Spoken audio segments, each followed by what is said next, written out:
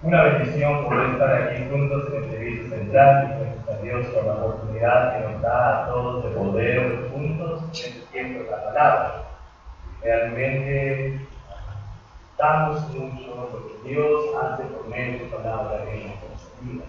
Vivimos en esta serie de parábolas de Jesús, que viene en esta oportunidad, esta parábola de los dos. Y básicamente nos va a mostrar un amplio contexto, pero al mismo tiempo también cosas cruciales en el corazón mismo. Jesse Jacobs ha creado una línea directa de disculpas. Esta línea directa ha hecho posible que la gente pida disculpas y realmente tiene sin tener que hablarle a la persona de lo que la ofendido. Las personas que no pueden o no están dispuestas a declarar su conciencia en persona, llaman a la línea directa y dejan su mensaje en una máquina contestadora. Cada semana se registran entre 30 a 50 llamadas en las que las personas se disculpan por faltas que van desde el adulterio hasta una mentira. La línea directa les ofrece a los participantes una oportunidad para aliviar su culpabilidad y en algún caso para reconocer sus teorías, dice Jesse Jacobs. Puede que la línea directa que esta mujer creó de disculpas ofrezca cierto alivio a la culpabilidad, pero no es el marco completo. En esta parábola todo inicia con una pregunta de Pedro sobre la cantidad de veces que debe una persona perdonar. Y ahí en el texto del versículo 18 dice: entonces se acercó Pedro y le dijo: Señor, ¿cuántas veces perdonaré a mi hermano que peque contra mí? Y dice rápidamente lo que él en su contexto conoce. Señor, tengo que perdonar 7 veces como antes en el Antiguo Testamento ya está escrito y 7 veces tengo que hacerlo. ¿O cuál es realmente lo que las veces que tengo que perdonar? ¿O que tengo que esperar que me perdone? Dentro de ese contexto de perdón existe y nace esta parábola. Y es por ello, a raíz de esta pregunta, comienza el Señor a decir, Jesucristo mismo a detallar punto por punto lo que esta parábola nos quiere mostrar. Vamos a encontrar en primer lugar la indignidad del deudor. Y realmente Dios nos va a mostrar esta parábola para mostrarnos el aspecto de este deudor. Y este deudor lo va a mostrar claramente. Vea conmigo este panorama, por favor, en el versículo 23. Dice el versículo 23, ahí en el texto: por lo cual el reino de los cielos es semejante a un rey que quiso hacer cuentas con sus siervos. Y dice ahí el versículo 24, y comenzando a hacer cuentas, le fue presentado uno que le debía 10,000 talentos. Dado la gran cantidad de dinero envuelto, que dice el versículo 24, 10,000 talentos, es probable que estos siervos fueron gobernantes. Hay una posibilidad de que estos siervos fueran gobernantes y que deberían entregar el dinero como producto de algún impuesto. Pero no queda ahí. 10,000 talentos representan una cantidad incomprensible de dinero. Ahora quiero describirlo. El talento era la denominación monetaria más grande de este mundo. Más grande. Pero no queda ahí. Y 10,000 es la cantidad infinita que normalmente se usaba para un supuesto incontable que no se podía hacer. Entonces Jesucristo da esa parábola mencionando esa cantidad por una razón significativa. Pero no queda ahí. Lo que el versículo 25 dice: a este no pudo pagar esa suma que no sabemos, que dice 10,000 talentos, pero es un número incontable. No podía pagar esa suma. Dice el texto: no pudo pagar, ordenó su señor venderle, mujer e hijos, y todo lo que tenía para pagarse. Culturalmente, una de las maneras, una de las formas que una persona recuperaba su dinero, en este caso, este rey, pidiendo dinero a este siervo que le debía, una de las maneras era por la venta de los miembros de su familia. Y los vendía con el simple hecho que al final sean ¿qué? Culturalmente, ese era el punto. ¿Me debes? ¿Lo puedes pagarme? Ok. Lo voy a vender, lo voy a vender a tu familia. Y lo voy a vender como esclavos. Porque es una suma que tú no puedes pagar. Y es ahí donde escucha aquella razón que culturalmente era justificable, que no podía pagar la deuda, más iba a ser vendida a su familia, escucha aquella razón y ¡pum! ¿Qué es lo que lanza? Lanza la Jesús. Versículo 26. Entonces aquel siervo, postrado, le suplicaba, le rogaba, diciendo: Señor, ten paciencia conmigo y yo te lo pagaré. Yo te lo pagaré todo, Señor, ten paciencia conmigo, por favor. Yo reconozco mi deuda. Yo reconozco que es sumamente grande. Yo reconozco aquella cantidad, pero también reconozco que es mi familia. Reconozco que son los seres que yo quiero. Reconozco que son mis bienes, Señor. Ten paciencia.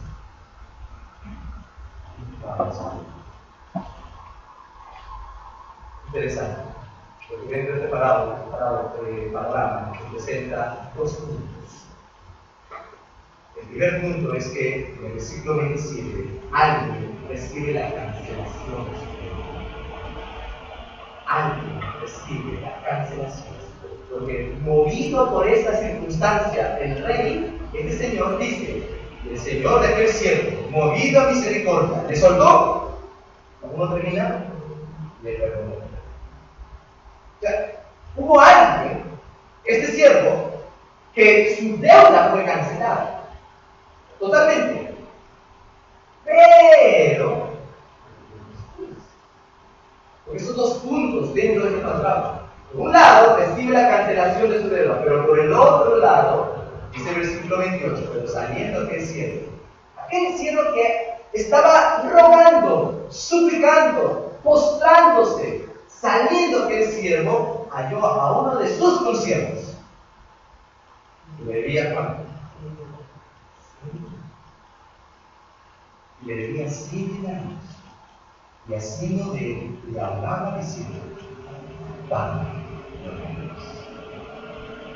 Un punto es, recibe la cancelación de su deuda, pero por el otro lado, exige la devolución de él. ¿Qué está? Ahora, ¿cómo lo entendemos? Por un lado, recibe la cancelación de su deuda, por el otro lado, está exigiendo la devolución de su préstamo. En el versículo 28, 100 denarios representaba el salario de 3 meses. La cultura judía, 3 meses representaba el salario de 100 denarios. Y no era algo poco para las personas. Eran 3 meses de trabajo. No era algo poco. Pero en comparación a la cantidad de 10,000 talentos, era totalmente insignificante. Pero no solamente queda ahí, sino también este siervo, al cual fue cancelado su deuda, escucha la misma frase que él le dijo al rey, versículo 29. Dice: entonces su consiervo, postrándose a sus pies, le rogaba diciendo: ten paciencia conmigo y yo te pagaré. El siervo perdonado escucha la misma frase que había mencionado, pero aún así no acepta la compasión. ¿Y sabe qué? Todavía no queda ahí. Y ahí ocurre algo más. Porque esto indigna a quienes, a los conscientes. El versículo 31 dice: viendo sus conscientes lo que pasaba, es decir, toda la escena de súplica, mas el otro siervo, duro, recio, cerrado a poder cancelar estos 100 denarios, Viene la respuesta de los otros conciertos. Se enfurecieron mucho. Bueno, dice esto, refiriendo a su Señor todo lo que había pasado. La gente alrededor se indignó por la falta de perdón. Totalmente estaba indignada por la falta de perdón. Era algo muy ofensivo, lo que es probable que tus conciertos que vieron antes, quizás, la escena anterior, donde este siervo estaba suplicando que sea perdonado sus 10,000 talentos y que el rey, el Señor le dijo, son saldados, ya no te preocupes. Y por eso hubieran visto. Por eso hubieran visto todo este panorama, los muestra esta palabra. Pero no queda ahí. No dentro hay una dimensión del perdón. Y un punto resaltante en esta parábola es el perdón. Un punto resaltante en esta parábola es el perdón. Dice en el versículo 27, el Señor de aquel cielo, movido a misericordia, le soltó y le perdonó la ley. Le soltó y le perdonó la ley. Dos claves para entender esta cultura. Dos claves. Uno, dar perdón. Y el otro, pedir. Dos claves para poder entender lo que realmente significaba el hecho de la misericordia y la compasión que tuvo al perdonarle toda esta deuda. La pregunta lógica que surge a través de este punto es: ¿por qué le cuesta tanto al hombre? Porque por un lado él recibe perdón, pero por el otro lado no perdona. ¿Y por qué podemos llegar a esa pregunta tan lógica dentro de esta parábola? ¿Por qué nos cuesta tanto? ¿Por qué le cuesta tanto al hombre acceder rápido al perdón? Existen dos respuestas. Uno, porque los efectos de la caída son tan profundos que no somos rápidos en dar perdón ni tampoco en pedir perdón. Porque estamos profundamente rotos por producto del pecado y nuestra vida está en una desgracia de maldad que no somos rápidos a poder perdonar. Y tampoco a pedir. Y lo otro es, y en este punto, antes de pasar al otro, se encuentran tanto aquellos que conocen a Dios como los que no conocen a Dios. Porque toda una humanidad está profundamente perdido en su propio pecado. Y tanto aquel que conoce a Dios como aquel que no conoce a Dios, los efectos de la caída son iguales. Porque todos venimos de ese producto de la caída del fruto del Edén. Pero quizás para quien conoce al Señor, no es individual, porque no ha comprendido o ha reconocido la magnitud del perdón de Dios hacia nosotros. Quizás no has comprendido la magnitud que abarca realmente lo que es el perdón de Dios. La pregunta lógica es esta. Porque este Señor fue movido a misericordia y accedió a perdón. Entonces, ¿qué es perdón?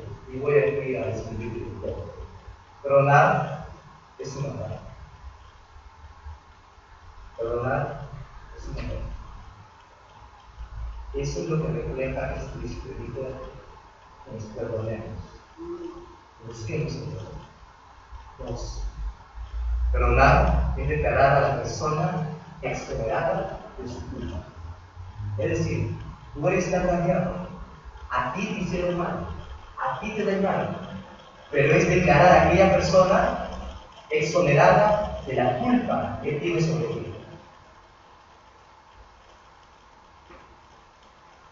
Perdonar es un acto de voluntad. Difícil para dar ese primer paso, pero requiere una decisión para poder acercarme a la persona y pedir perdón o dar perdón. ¿Qué más? Perdonar es hacer 3 promesas. Y esas son las. Perdonar es hacer 3 promesas. La primera, que nunca más mencionaré la ofensa a otros. Me han ofendido, yo he sido el ofendido, pero nunca más voy a estar ofendiendo, mencionando la ofensa a otros. Segunda promesa, que nunca más mencionaré la ofensa en contra a la otra persona. Nunca más mencionaré la ofensa en contra a la otra persona. No tocaré el tema para sacarle en cara cuando en algún otro momento se cruce y saca la ofensa. Si fuera necesario, será solo para poder ayudar y para poder limitar. Tercera promesa, que nunca más me acordaré de la ofensa. Nunca más me acordaré de la ofensa. Pero, perdonar no es olvidar. Perdonar no es olvidar. Ahora te quiero explicar más adelante. Dentro de todo un panorama de lo que nos puede explicar el perdón, de lo que nosotros podemos ver en lo que este punto que resalta dentro de esta parábola acerca del perdón, nos muestra con claridad 2 puntos claves: dar perdón y recibir perdón. ¿Pero qué es perdonar? Pues he tratado de poder simplificar en palabras lo que refleja las luchas diarias que tú y yo podemos tener el día a día en nuestras relaciones. Con tu esposo, con tu esposa, con tu novia, con tu novio, con tus compañeros de trabajo, con tus compañeros de estudio, con tus vecinos, con el pecador, con el taxista, con el hombre que recoge la basura, con el vigilante, con cualquier persona. Yo que también una pregunta: ¿depende de nosotros que nos perdonemos a nosotros mismos? Depende de mí mismo, ok, entiendo este marco de perdón, pero depende de mí mismo que nosotros perdonamos. Aunque yo reconozco que reconocemos que tenemos errores en el pasado, ofrecerme perdón a mí mismo me pone en una posición de Dios. Ofrecerme perdón a mí mismo me pone en una posición de Dios. En ninguna parte de la Biblia dice que me tenga que perdonar a mí mismo.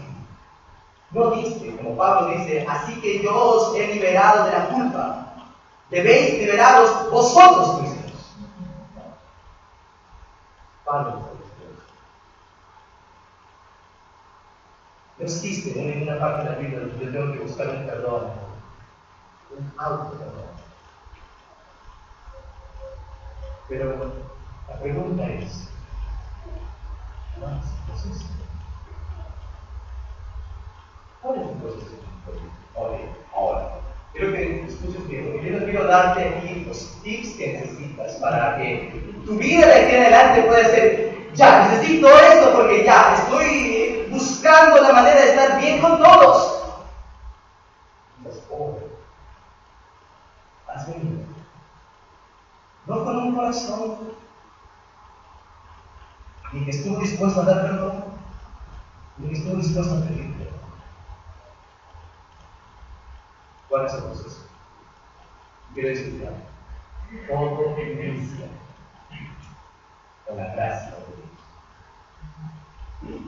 Sobre la base de la gracia, en este punto donde dice perdonar no es olvidar, sobre la base de la gracia, olvidar es el resultado de la gracia de Dios y de no acordarse y de morir. Por eso pongo para ti este punto. Perdonar es la gracia de Dios más declarar al ofensor exonerado de culpa, más hacer la promesa de no acordarse de esa ofensa. Eso significa perdonar. Es decir, todo comienza con la gracia de Dios. Si yo no entiendo la gracia de Dios en mi vida, pues yo no voy a poder acceder a aquella gracia y declarar a aquel que me hizo la ofensa exonerado de culpa. Pero también tengo que hacer la promesa de no recordar aquella ofensa. Y eso es perdonar. Pero, ¿qué significa olvidar? Porque si hemos entendido que perdonar no es olvidar, ¿cómo yo entiendo esto? ¿Cómo relaciono en mi propia vida diaria el factor del perdón? Pues entiendo a través de esto, que es la gracia de Dios. Por eso puse como inicio, todo comienza con la gracia de Dios. Y te explicaré más adelante qué significa realmente, cómo entalla muy bien el aspecto de su gracia, de la gracia de Dios en mi vida. La gracia de Dios, más no acordarse de la ofensa, más tiempo. Más tiempo. Nos conlleva que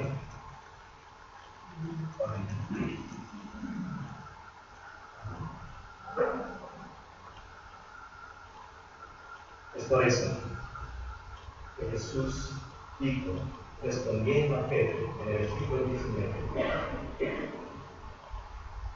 versículo 22, dice, entonces se acercó Pedro y le dijo, Señor, ¿cuántas veces perdonaré a mi hermano que peque contra mí? ¿Hasta 7? Y Jesús le dijo, no te digo hasta 7, sino aún hasta 70 veces 7.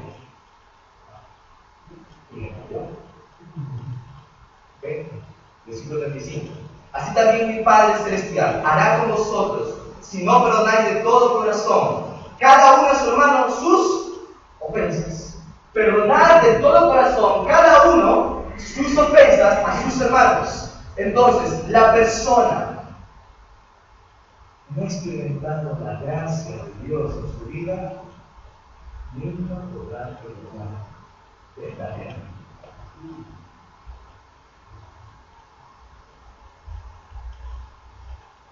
Todo necesitamos. Si no experimentado la gracia de Dios en su vida, nunca vas a poder perdonar verdaderamente.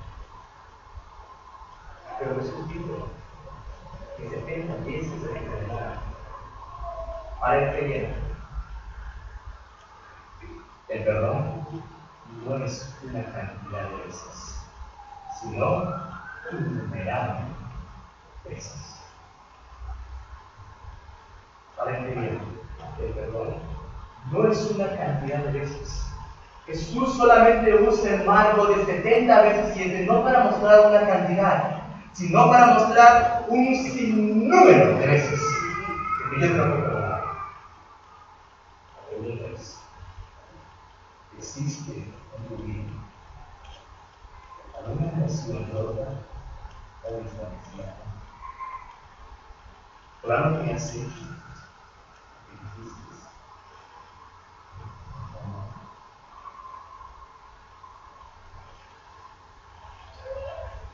Y eso es cada uno solamente.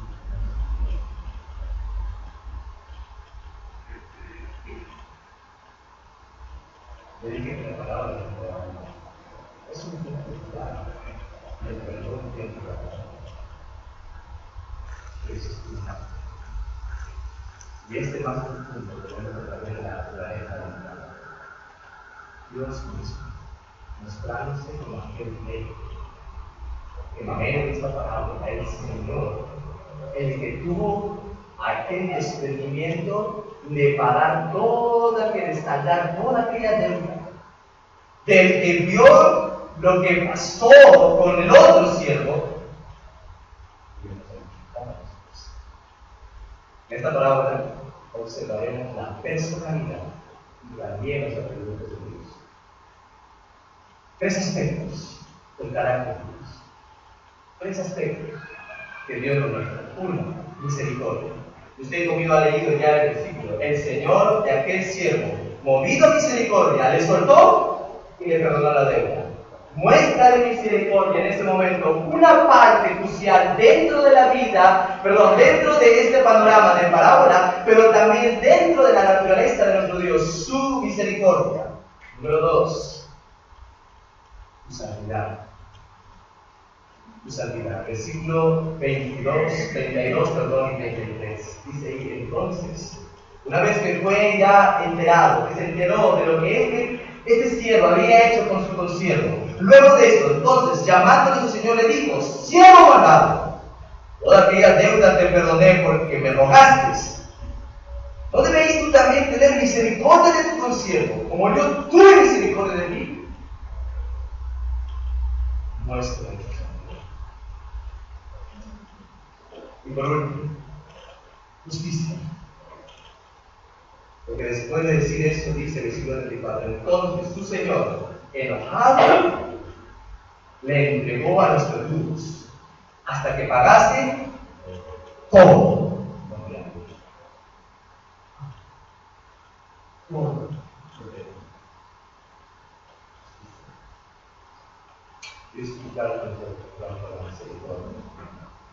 Dios perdona a un pecador suplicante que no puede pagar su deuda. Porque es lo que este rey hizo. Mostró totalmente misericordia. Accedió a aquella compasión que, mirando la súplica y mirando toda la escena, simplemente corrió a misericordia.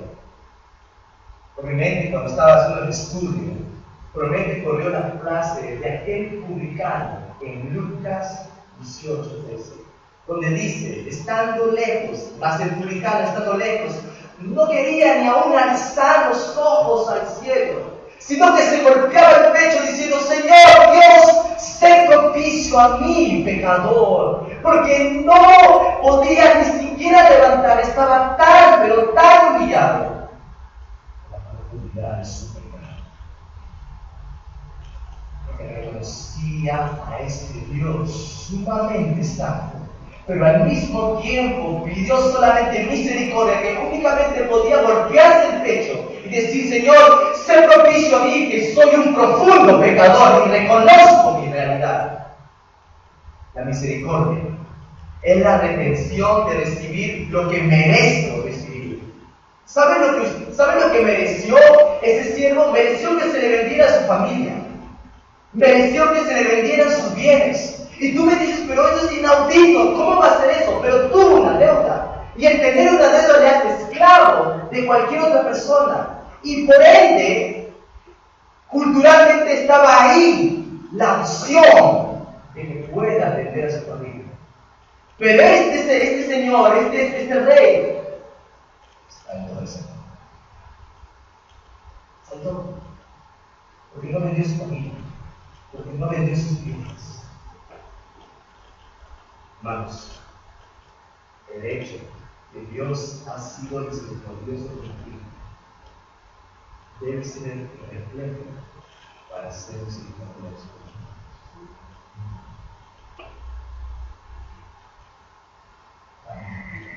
Dios te ha perdonado. ¿Cuántas veces Dios te sigue perdonando? Ese patrón de compasión y misericordia que tiene que llevar únicamente a ser un misericordioso con Dios.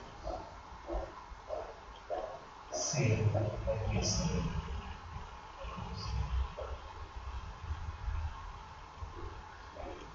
Solamente misericordia, sino también la santidad.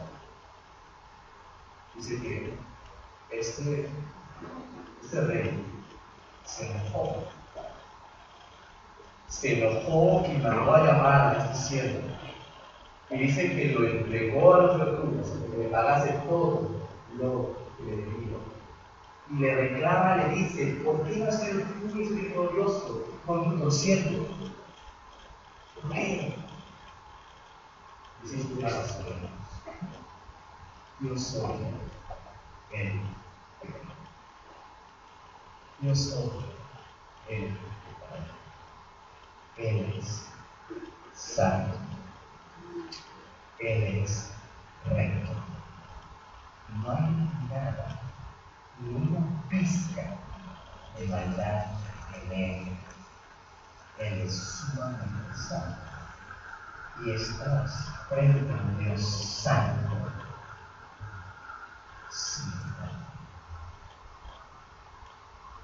Martin Ross, el autor, escritor, doctor y teólogo al mismo tiempo, Como es el humano, Dios tiene una firme oposición a todo lo que es malo, surgiendo de su misma naturaleza. Su naturaleza es tal que Él aborrece la maldad, odia la maldad. Su naturaleza necesariamente conduce a eso.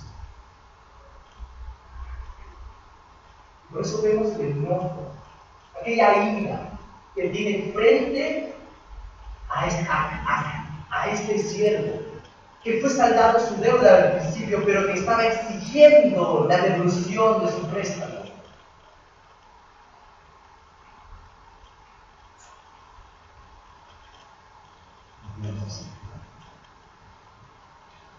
Dios definitivamente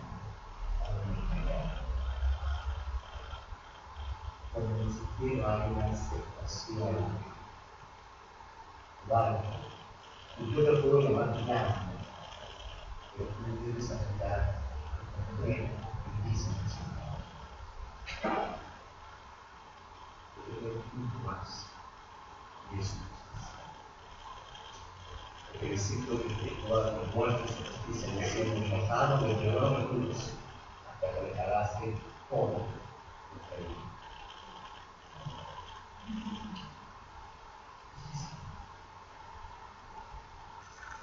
Lo hecho por el siervo es totalmente un acto injusto en comparación a lo hecho por el rey. Sin embargo, lo hecho en la cruz de Cristo, lo hecho en la cruz por Cristo, aunque parezca injusto ante el ojo del mundo y ante el ojo de cualquier otra persona, delante de Dios fue y es totalmente justo.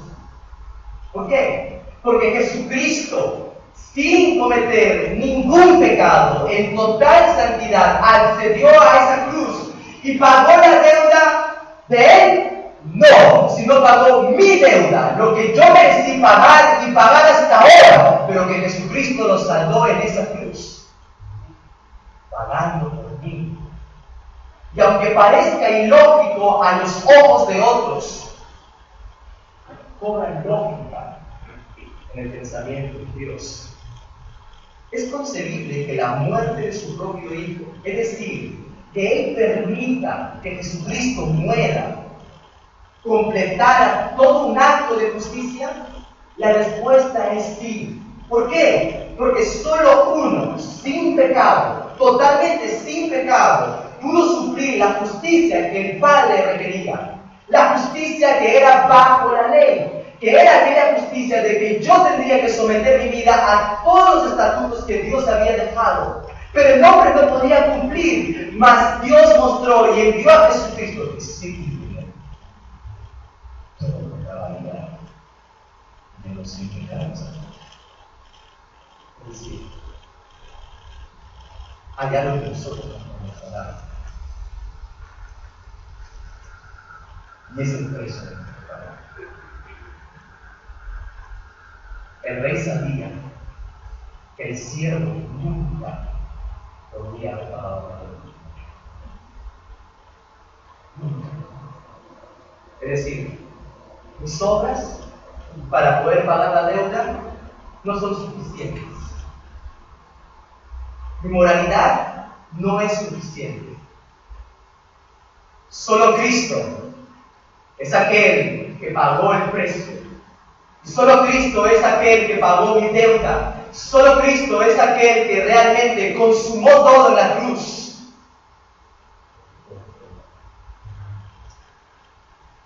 La justicia de Cristo ha llegado a ser nuestra justicia. Nuestros pecados se le imputaron a Él y el castigo por ellos fue totalmente pagados por Cristo en la cruz. Y realmente el reflejo de su justicia es mostrada a través de la única persona de Jesucristo.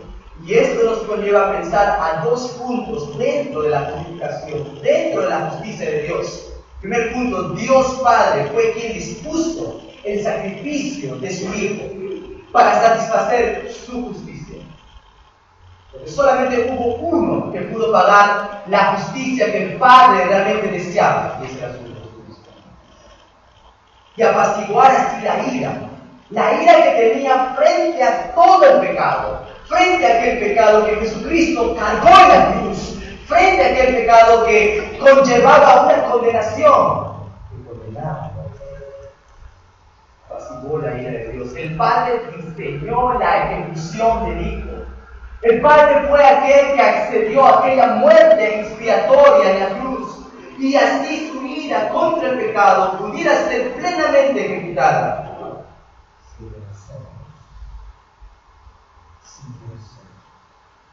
Experimentemos la ira de Dios. Y los dos grupos, como pecadores, nos apropiamos de esta mediante la fe. La sangre de Cristo, es decir, su muerte, debe ser el objeto de nuestra fe, por medio del cual nos apropiamos de su sacrificio. Tuvo un valor muy especial, muy alto y sublime, la muerte. Y ese valor fue y es la sangre de Jesús. Hermanos, bien que tenemos este panorama de perdón, de santidad, de misericordia, de justicia, delante de Dios, como nosotros.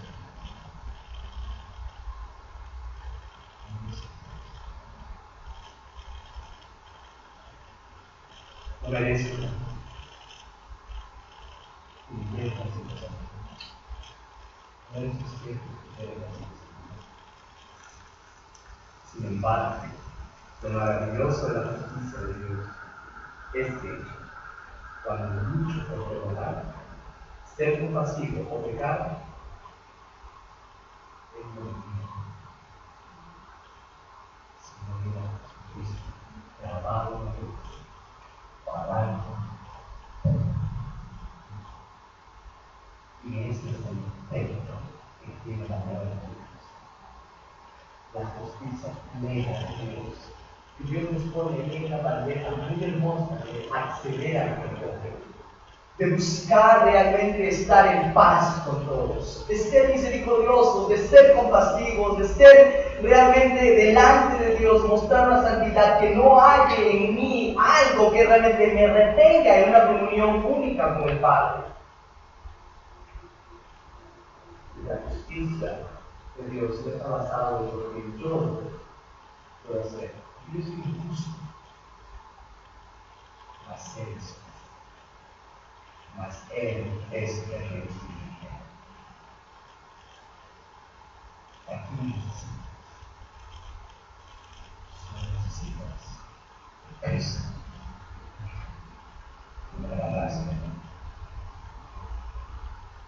La justicia de Dios se ve en la plena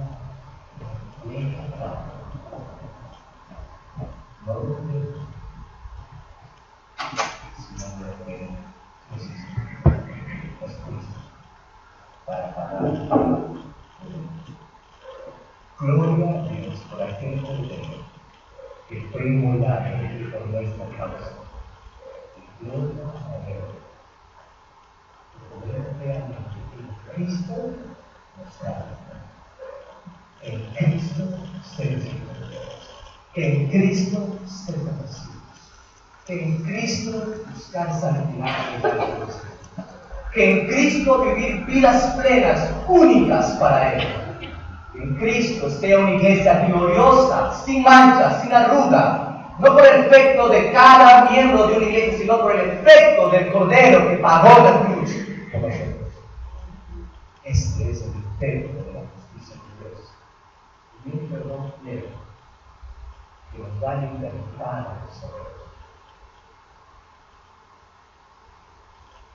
A poder vivir y a poder dar cuando está de Dios. Vamos a me perdono. Y me perdonará a un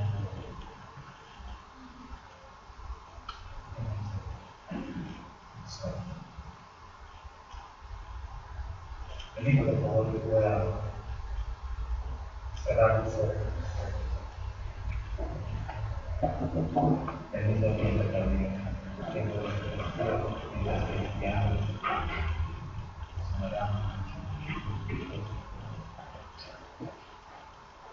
Yo no sé si existe en tu vida algo que se algo que está impidiendo una buena relación.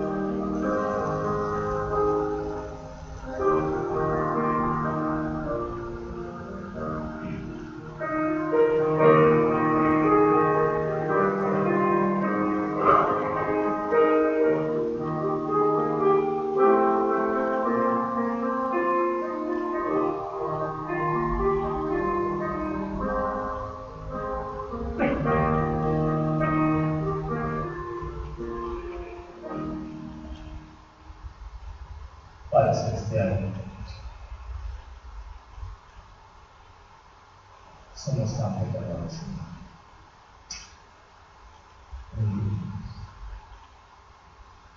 Somos una república que se voltea de derecho al Señor. Mira, se propicia. Señor.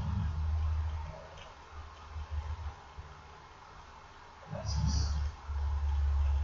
Porque por tu pura gracia no nos sirvemos de toda la ira pacificada. Lo que no Jesucristo y el favor, lo que nosotros nunca jamás podemos pagar. Y nos perdonaste de toda esa gran deuda incontable.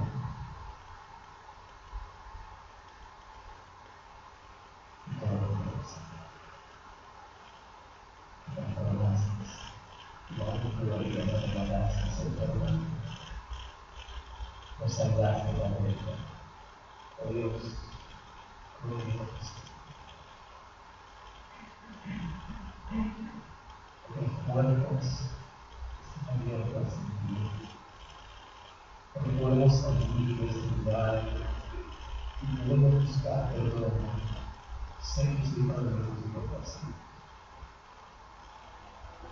Que no quiera recordar el Evangelio de buena intención. Vamos a encontrar Cristo. De pan y de iglesia. Que sea testimonio de tu gloria, Señor. No de nuestra misma gloria, sino de tu gloria. La vida de cada creyente que sea evidencia del Evangelio convertido en corazón. Aprendemos y somos amigos. Gracias, Padre, porque todo y tú sabes que el corazón aquí necesita de sanación. El Espíritu Santo obra tremendamente y que haya sanación pública en Jesucristo. Gracias por todo. En el nombre de Cristo. Amén.